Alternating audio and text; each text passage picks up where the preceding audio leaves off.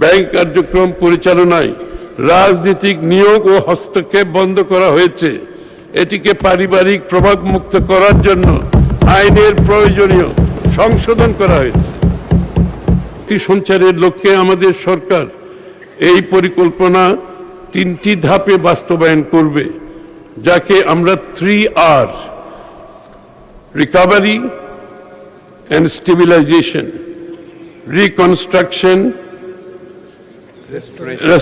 restoration and reconstruction for acceleration strategy কৌশল হিসাবে বিবেচনা করেছি।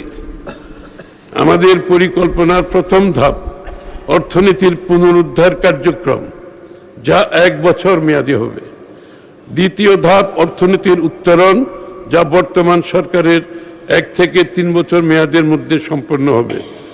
তৃতীয় ধাপ সমৃদ্ধ অর্থনীতি বিনির্মাণ, যা আগামী 5 বছরের মধ্যে সম্পন্ন করা হবে।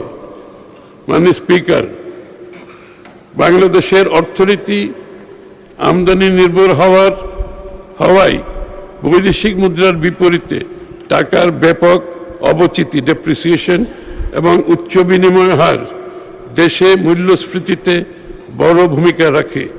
এজন্য একটি স্থিতিশীল মুদ্রা বিনিময় ব্যবস্থা বজায় রাখতে বৈদেশিক মুদ্রার রিজার্ভ শক্তিশালীকরণে জোর দেওয়া হচ্ছে। মূল্যস্ফীতি নিয়ন্ত্রণের লক্ষ্যে মুদ্রাস্ফীতি ও রাজস্ব নীতির কার্যকর সমন্বয়ের মাধ্যমে বাজারে অর্থ সরবরাহ নিয়ন্ত্রিত রাখা হবে। তবে বেসরকারি খাতে ঋণ প্রবাহ যাতে বিঘ্নিত না হয় সেদিকে খেয়াল রাখা হবে। রাজস্ব ব্যবস্থাকে সম্পূর্ণভাবে ঢেলে সাজিয়ে অভ্যন্তরীণ রাজস্ব আহরণ বৃদ্ধি বর্তমান সরকারের অন্যতম প্রধান লক্ষ্য। এর অংশ হিসেবে রাজস্ব নীতি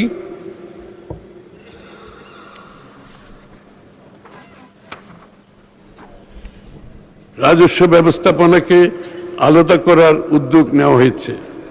এক্ষেত্রে কর সংশ্লিষ্ট বিশেষজ্ঞদের সমন্বয়ে কর নীতি প্রণয়ন করা হবে।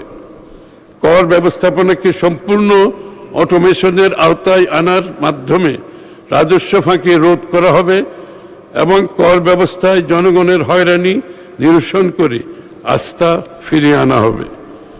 বর্তমানে কর জিডিপির অনুপাত 6.8%, যা আমরা আগামী 2030-31 অর্থ বছরের মধ্যেই 9.6% এবং রাজস্ব জিডিপির অনুপাত বর্তমান 8% থেকে 11% উন্নীত করব। ফ্যাসিবাদী সরকারের সময়ে দুর্নীতি ও সংশ্লিষ্ট অপরিকল্পিত প্রকল্প গ্রহণ এবং তার অর্থায়নের জন্য বিপুল পরিমাণে ঋণ গ্রহণ করায় আমাদের ডেট সাস্টেইনেবিলিটি ঝুঁকির মুখে পড়েছে। আমরা বর্তমান মধ্যম মানের ঝুঁকি থেকে নিম্ন ঝুঁকির ঋণ মানে ফিরে আসতে চাই। তাই আমরা রাজস্ব বৃদ্ধির মাধ্যমে বাজেট ঘাটতি একটি সহনীয় পর্যায়ে রেখে ঋণ ব্যবস্থাপনায় শৃঙ্খলা ফিরিয়ে আনতে চাই। আমরা বিশ্বাস করি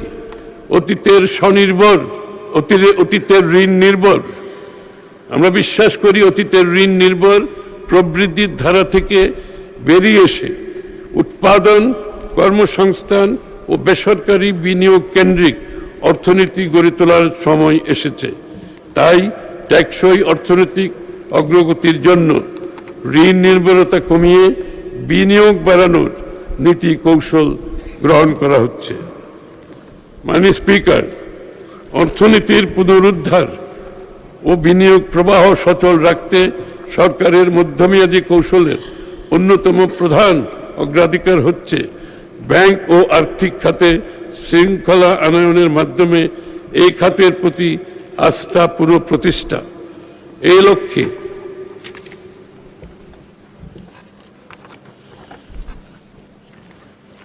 ঋণ এই ক্ষেত্রে খেলাপি ঋণ হ্রাস, ঋণ অনুমোদন, পুনঃতফসিলকরণ ব্যবস্থায় স্বচ্ছতা নিশ্চিত করা এবং ব্যাংক পরিচালনায় জবাবদিহি জোরদার করা হচ্ছে। দুর্বল ব্যাংকসমূহের আর্থিক সক্ষমতা পুনর্গঠনের জন্য ঝুঁকি ভিত্তিক তদারকি ব্যবস্থা চালু করা হবে এবং প্রয়োজনীয় ক্ষেত্রে পুনর্মূলধনীকরণ রিক্যাপিটালাইজেশন ও ব্যবস্থাপনা সংস্কার কার্যক্রম গ্রহণ করা হবে। উল্লেখ্য, দুর্বল ব্যাংকসমূহের পুনর্মূলধনীকরণের জন্য চলতি অর্থবছরে সরকার প্রায় 40,000 কোটি টাকা ব্যয় করেছে। আমানতকারীদের অর্থ ফেরত প্রদানের লক্ষ্যে ব্যাংক পুনর্গঠনের উদ্যোগ নেওয়া হয়েছে। আমরা বিদেশে পাচার হওয়া অর্থ ফেরত আনতে কার্যকর উদ্যোগ গ্রহণ করছি। ব্যাংক কার্যক্রম পরিচালনায় রাজনৈতিক নিয়োগ ও হস্তক্ষেপ বন্ধ করা হয়েছে। আবার পড়ছি, ব্যাংক কার্যক্রম পরিচালনায় রাজনৈতিক নিয়োগ ও হস্তক্ষেপ বন্ধ করা হয়েছে। এটিকে পারিবারিক প্রভাবমুক্ত করার জন্য আইনের প্রয়োজনীয় সংশোধন করা হয়েছে। এটা একটা বিশাল স্টেপ, মাননীয় স্পিকার। একটি রাজনৈতিক দলের পক্ষে এই ধরনের স্টেপ অনেক বড় স্টেপ।